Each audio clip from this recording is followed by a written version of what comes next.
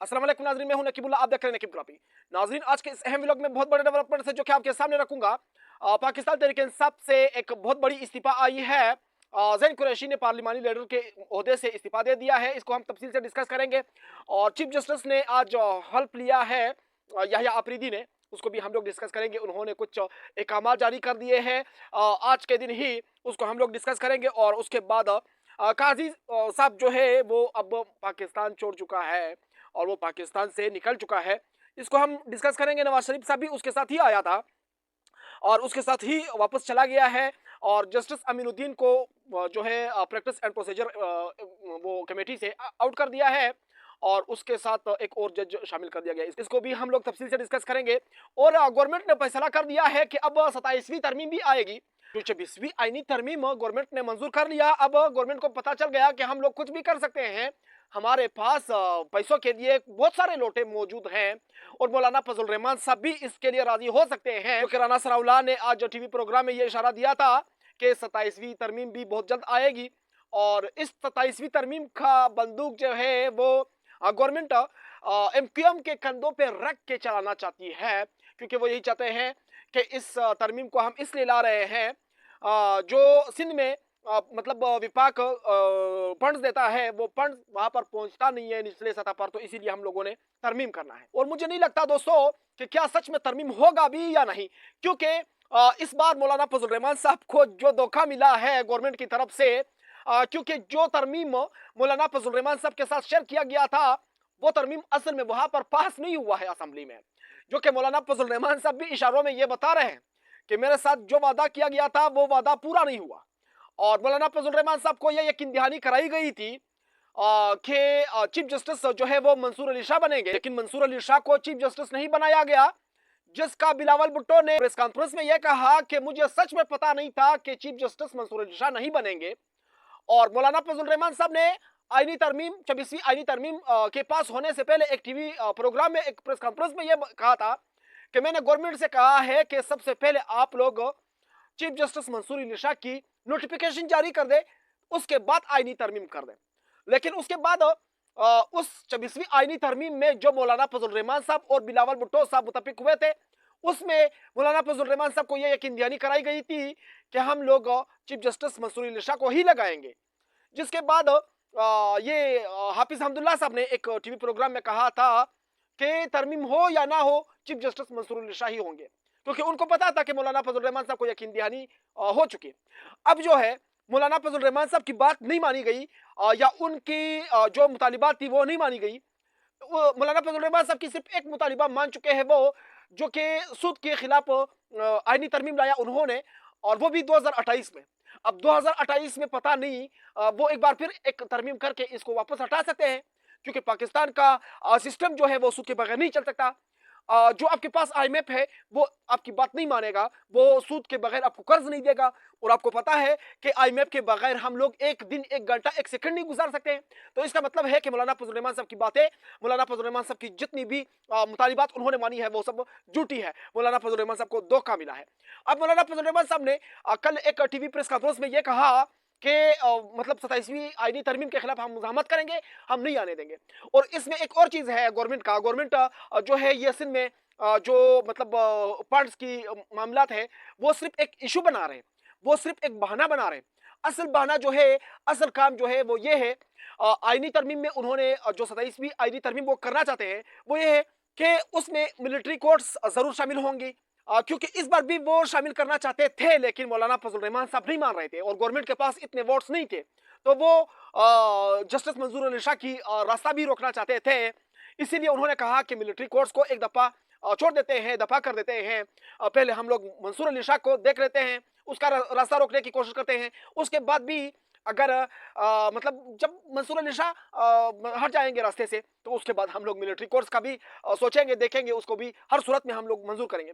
और एक और चीज आपको यहाँ पर ऐड कर दूं दोस्तों, मिलिट्री कोर्ट्स की जरूरत अब किस लिए पड़ रही है? अब राणा सल्लल्लाहु अलैहि वसल्लम ने तो ये कहा कि मिलिट्री कोर्ट्स हम लोग मतलब पाटा जैसे जगहों पर मतलब वहां पर लागू करना चाहते हैं, क्योंकि ऐसी जगहों पर वजीरिस्तान या फिर पाटा या फिर मतलब जो केपीके में कबायली इजला है वहां पर सिविल जजेस नहीं जा सकते हैं, तो मिलिट्री कोर्ट्स हम लोग वहां पर लागू करना चाहते हैं ताकि बहुत जल्द वहां के फैसले हो और उन लोगों को मतलब वहां पर दहशतगर्दों को सजाएं मिल सके। और यहाँ पर एक और चीज मैं आपके सामने रखूं दोस्तों कि ये मिलिट्री कोर्ट्स का जो पाटा का या मतलब कबायली इजला का बहाना है, ये असल ये चीज नहीं है। ये गेम यही डाल रहे हैं गवर्नमेंट वाले कि मतलब इमरान खान को मिलिट्री कोर्ट्स में सजाएं दिलवा सके और उसके बाद वहां पर अपीलें भी नहीं होंगी, कुछ भी नहीं होगा। मिलिट्री कोर्ट्स का इस तरह है कि आज यहाँ पर फौजी बैठ गया और कल यहाँ पर नहीं है, किसी और जगह पर है। तो दोस्तों यहाँ पर आप लोगों को एक और चीज बता दूं कि इस वक्त इमरान खान के बहुत सारे केसेस जो है वो खत्म हो चुके हैं, सिर्फ एक दो केस रह चुके हैं जिसके तकरीबन वो ज्यादा देर तक इमरान खान को जेल में नहीं रख सकेंगे। तो इसीलिए वो इमरान खान को मिलिट्री कोर्ट्स में धकेलना चाहते हैं गवर्नमेंट वाले, क्योंकि वो तब मतलब समझते हैं कि तब हम लोगों की जान छूटेगी इस बंदे से। फिर मतलब फौज जाने, इमरान खान जाने, वो जिस तरह करे एक दूसरे में। और जहां तक मेरा अंदाजा है मतलब फौज और आर्मी और इमरान खान के बीच कुछ भी बन सकता है अगर गवर्नमेंट ने उनके हवाले कर दिया। इसमें इमरान खान का फायदा है जहां तक मेरा अंदाजा है।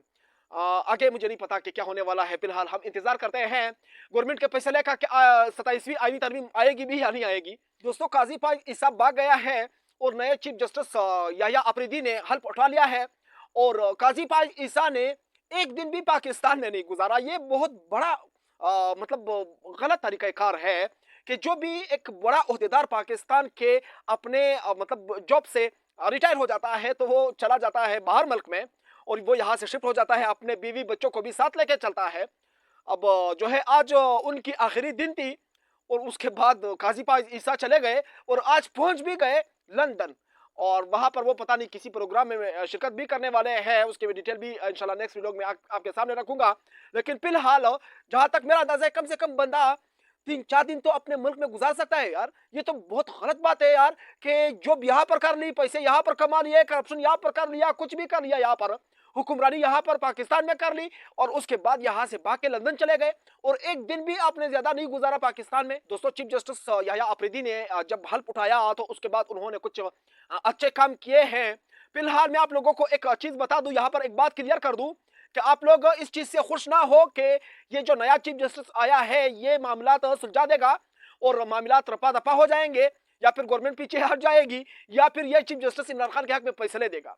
गवर्नमेंट इस वक्त मुकम्मल तौर पर मुतमईन हो चुका है ये सुप्रीम कोर्ट की तरफ से, क्योंकि गवर्नमेंट ने अब सारे सिस्टम यहाँ पर रख दिए हैं कि जो भी बड़े बड़े मुकदमे होंगे, बड़े बड़े केसेस होंगे वो आईनी अदालतों में जाएंगे। अब गेम सारा आईनी अदालतों में जाएगा। अब देखते हैं कि वहां पर जो गवर्नमेंट है कौन से जजेस लगाते हैं। ये तो गवर्नमेंट ने ही लगाना है या एस्टेब्लिशमेंट ने ही लगाना है। अब इख्तियारात उनके पास चले गए हैं, सुप्रीम कोर्ट से सारे इख्तियारात तो उन्होंने ले लिए हैं। दोस्तों इमरान खान के हवाले से आप लोगों के साथ कुछ अपडेट्स शेयर करना चाहता हूं। इमरान खान के हवाले से फैसल चौधरी ने एक और दरख्वास्त दायर कर दिया है सुप्रीम कोर्ट में कि इमरान खान को वहां पर प्रैक्टिस के लिए बाहर निकलने नहीं दिया जा रहा है या वहां पर उनको सोने नहीं दिया जा रहा या उनके रूम में लाइट्स को बंद कर दिया गया है, पंखा या कूलर या एसी कुछ भी चलाने नहीं दे रहे हैं और वहां पर टीवी नहीं है, अखबार नहीं है, कुछ मतलब जो सहूलियात कम है उसके लिए फैसल चौधरी ने दरख्वास्त दायर कर दिया है और फैसल चौधरी साहब को पीटीआई के लीगल टीम से भी बाहर कर दिया गया है और व्हाट्सएप ग्रुपों से भी बाहर कर दिया गया है, लेकिन वो अपनी तरफ से कुछ कोशिशों में मसरूफ है। और दोस्तों एक और चीज जो फवाद चौधरी ने डाली थी वो मैं आप लोगों को थोड़ा सा समझाना चाहता हूं अगर आप लोगों के पास टाइम हो तो। फवाद चौधरी बहुत दिनों से एक्टिव हो चुका है और वो कहते हैं कि पीटीआई का जो इस वक्त लीडरशिप है बाहर वो निकम्मे हैं, वो काम नहीं करना चाहते हैं, वो खुश है कि इमरान खान जेल में है और वो इमरान खान को इस्तेमाल कर रहे हैं। ये वो मतलब इसी तरह बातें वो आजकल हर टीवी चैनल पर कहता है। लेकिन उसके बाद फवाद चौधरी का जो भाई है, एडवोकेट है, इमरान खान का वकील है, फैसल चौधरी, उन्होंने एक दरख्वास्त दायर की थी इस्लामाबाद हाई कोर्ट में और वहां से जो है एक ऑर्डर भी आता है कि इमरान खान को आज मिलवाना है वकला से या फिर यहाँ लेके आओ, इमरान खान मेरे सामने बात करेगा या फिर वकला आज ही इमरान खान से मिलेंगे। इसी तरह के कुछ रिमार्क्स दिए थे इस्लामाबाद हाईकोर्ट के जजेस ने और उसके बाद इमरान खान के साथ उसी दिन मुलाकात करवाई थी और इमरान खान के साथ जब मुलाकात हुई थी वकला की उसके बाद सलमान अकरम राजा ने फैसल चौधरी को व्हाट्सएप ग्रुपों से भी निकाल दिया और उसके बाद लीगल टीम से भी निकाल दिया। अब मुझे समझ नहीं आता है कि फैसल चौधरी ने वहां पर इमरान खान के सामने क्या बात की है, या फिर इमरान खान ने हुक्म दिया है कि फैसल चौधरी को लीगल टीम से निकाल दो या फिर व्हाट्सएप ग्रुप से निकाल दो। इस तरह कोई बात मुझे समझ नहीं आती है कि आखिर यह हुक्म किससे आया है, कहां से आया है, या फिर सलमान अकरम राजा ने खुद अपनी तरफ से कोई ये फैसला कर लिया है। और उसके बाद एक और चीज आपके सामने रखूं कि फैसल वाडा साहब जो है वो भी आजकल टीवी प्रोग्रामों में ये कह रहे हैं कि अगर बानी पीटीआई को इमरान खान को मेरी जरूरत है तो मैं पाकिस्तान तहरीक इंसाफ में जाना चाहता हूं, मैं जा सकता हूं, अगर वो मुझे बुलाएंगे मैं इमरान खान के पास जरूर जाऊंगा और मैं इमरान खान को मतलब इंशाल्लाह बहुत जल्द जल्द से बाहर निकलवा भी सकता हूं। और फैसल वाडा साहब ने यह कहा कि बानी पीटीआई की बहनों को भी मैंने बाहर निकलवाया है और बानी पीटीआई की बीवी को, बुशरा बीबी को भी मैंने बाहर निकलवाया है।